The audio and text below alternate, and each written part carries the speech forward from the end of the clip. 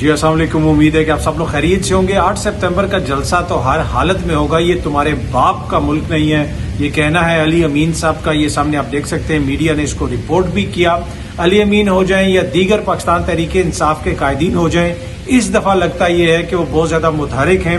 میں نے آپ کو پہلے بھی کہا تھا کہ 22 اگست کا جلسہ مجھے ہوتا ہوا نظر نہیں آ رہا، اور 8 سپتمبر کا جلسہ مجھے نہیں ہوتا ہوا نظر نہیں آ رہا، مطلب کہ وہ ہوگا کسی نہ کسی شکل میں، وہ ہو جائے گا جلسہ۔ اور اب ہم دیکھ رہے ہیں کہ پاکستان تحریک انصاف کی قیادت، آلدو کہ جلسہ کل ہے، لیکن گزشتہ شب بھی ہم نے دیکھا اسد کیسر صاحب ہو جائیں، عمر ایوب صاحب ہو جائیں، سنی اتحاد کونسل کے سربراہ صاحبزادہ حامد رضا صاحب ہو جائیں، عمر ڈار صاحب ہو جائیں، شیخ وقاص اکرم صاحب ہو جائیں، سارے لیڈران ہم نے دیکھا وہاں پہ پہنچے ہوئے تھے جلسہ گاہ۔ وہاں سے پولیس کے ساتھ ان کی تکرار وغیرہ بھی ہوتی رہی، جگہ کو تھوڑا بہت تبدیل کیا گیا ہے، وہ سب کچھ چل رہا ہے۔ لیکن یہ جلسہ مجھے یہ لگتا ہے کہ ہر حالت میں ہوگا اور ایک اچھا ایک بڑا شو ہوگا۔ پاکستان تحریک انصاف کے جو قائدین ہیں ان کو بھی عمران خان صاحب نے واضح طور پہ کہہ دیا تھا کہ جناب بس آخری دفعہ ہم نے جلسہ کینسل کیا ہے، اس کے بعد اب جلسہ کینسل نہیں ہوگا۔ اگر کوئی آپ کو کہتا بھی ہے کہ عمران خان نے کہا ہے کینسل کر دو، آپ نے پھر بھی نہیں کرنا کینسل، اور اسی کا رد عمل ہم دیکھ رہے ہیں کہ پچھلی دفعہ جو اتنی زیادہ تنقید ہوئی تھی ورکرز کی جانب سے، عوام کی جانب سے، اس دفعہ لیڈرشپ آپ کو زیادہ متحرک نظر آ رہی ہے، زیادہ جسے آپ کہہ سکتے ہیں چاق و چوبند نظر آ رہی ہے۔ علی امین صاحب نے ایک میراتھن بھی کروائی پشاور کے اندر، اس میراتھن میں وہ دوڑ بھی رہے تھے، بہت سارے ایتھلیٹ دیگر بھی دوڑ رہے تھے، اور ساتھ ساتھ وہاں پہ نعرے وغیرہ بھی لگ رہے تھے۔ میرے خیال میں یہ پہلی دفعہ ہم نے کسی وزیر اعلیٰ کو کسی دوڑ کے اندر، میراتھن کے اندر دوڑتا ہوا دیکھا ہے۔ میں نے پہلی دفعہ دیکھا، ہو سکتا ہے کوئی اور وزیر اعلیٰ بھی گزرے ہوں یا موجودہ جو وزیر اعلیٰ ہیں کوئی شاید انہوں نے بھی کیا ہو، لیکن میں نے پہلی دفعہ دیکھا۔ پر اینی وے علی امین گنڈاپور صاحب نے جو باتیں کی ہیں تھوڑی سی میں ذرا آپ کو پڑھ کے سناتا ہوں، خبر کیا رپورٹ ہو رہی ہے۔ وزیر اعلیٰ علی امین گنڈاپور نے اسلام آباد پولیس پر جلسہ گاہ سے سامان ضبط کرنے کا الزام عائد کرتے ہوئے سخت زبان کا استعمال کیا۔ یہ خبر ہے جناب۔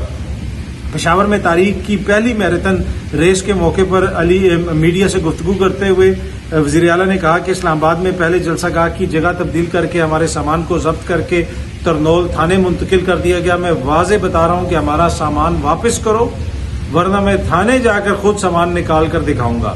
وزیر اعلیٰ نے کہا کہ جو جگہ بتائی ہے وہاں پر ہمیں جلسہ کے لیے سامان لگانے دو، ورنہ سامان اور جلسہ تو میں کروں گا۔ پولیس کو حکم دینے والے سن لیں کہ یہ ملک ان کے باپ کا نہیں ہے۔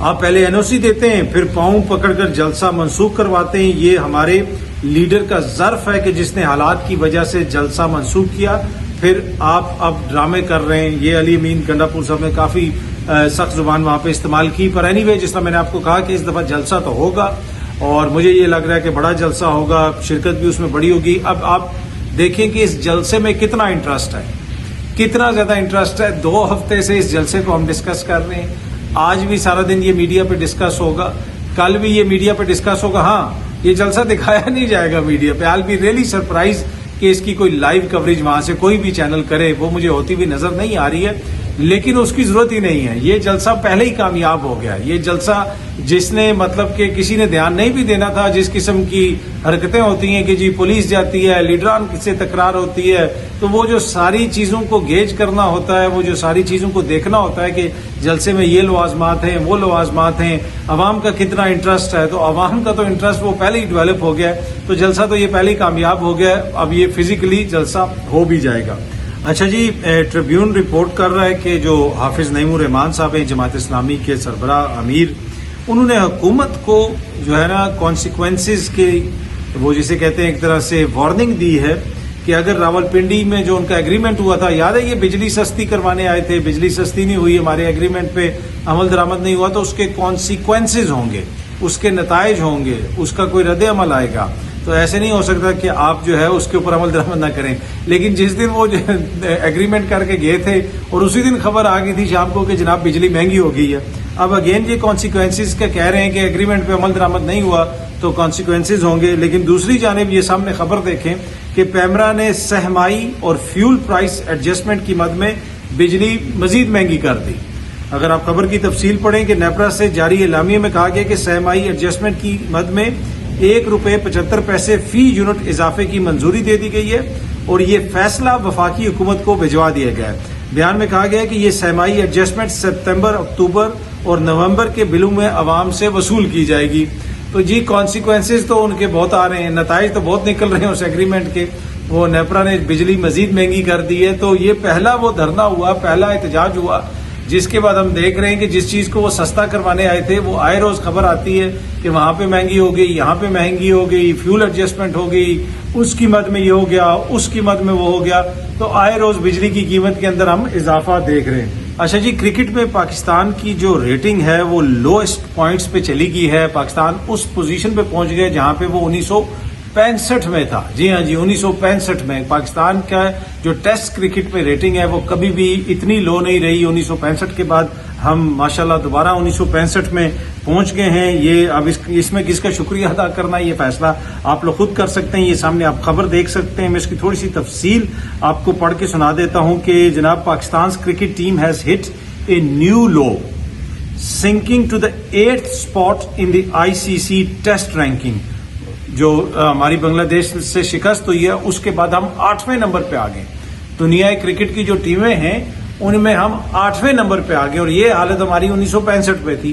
اس سے آپ اندازہ لگا سکتے ہیں کہ جناب اس وقت ہماری کرکٹ جو ہے وہ کس نہج پہ پہنچ چکی ہے. اور بہت سارے لوگ جینونلی اس فیئر کا اظہار کر رہے ہیں کہ جس طرح ہم نے ہاکی کو ایک طرح سے وہ بڑی مقبول گیم تھی, اس کو ایک طرح سے ہم نے کھو دیا, اب لوگ اس میں انٹرسٹ نہیں لیتے. اگر یہی حالت کرکٹ کی رہی جو کچھ ہو رہا ہے تو پھر جناب کرکٹ میں بھی لوگوں کا انٹرسٹ آہستہ آہستہ ختم ہو جائے گا. ایک بڑی آئیکونک سی پکچر جو ہے وہ کسی نے شیئر کی ہوئی تھی, سوشل میڈیا پہ کافی وائرل ہوئی ہوئی تھی. وہ جو نیوز پیپرز بھی جب نیوز آئٹمز لگاتے ہیں وہ بھی وہ تصویر استعمال کر رہے ہیں کہ کہیں پہ کرکٹ کے کسی اسٹیڈیم میں وہ تزئین و آرائش کا کام ہو رہا ہے, اسٹیڈیم توڑا ہوا ہے اور پورا ربل سا پڑا ہوا ہے, جناب ملبہ پڑا ہوا ہے, اور محسن نقوی صاحب اس کے اوپر کھڑے ہیں اور لوگ کہہ رہے ہیں کہ جناب ہمارے کرکٹ کی یہ حالت کر دی ہے, محسن بھائی نے اس حالت میں پہنچا دی ہے, جناب تباہ و برباد کر دیا کرکٹ کو. اور اینی وے اب دیکھتے ہیں کہ اس سے ہم کیسے باؤنس بیک کرتے ہیں. ہمارے کوچز بھی ہیں, فورن کوچز بھی ہیں, سب کچھ چل رہا ہے, پر for some reason we are unable to perform. I don't know, team میں یونٹی نہیں ہے, اسٹریٹجی ٹھیک نہیں ہے, ہم جو ٹیم چوز کرتے ہیں وہ ٹھیک نہیں ہے. میں تو کرکٹ کا ایکسپرٹ نہیں ہوں, اس وجہ سے میں کوئی زیادہ ٹیکنیکل باتیں تو نہیں جانتا, لیکن یہ میں دیکھ رہا ہوں کہ جو ہماری ٹیم کے ساتھ ہو رہا ہے آپ سب کی طرح اس کو میں بھی محسوس کر رہا ہوں. بہت جلدی آپ سب دوستوں سے دوبارہ ملاقات ہوگی. Thank you very much.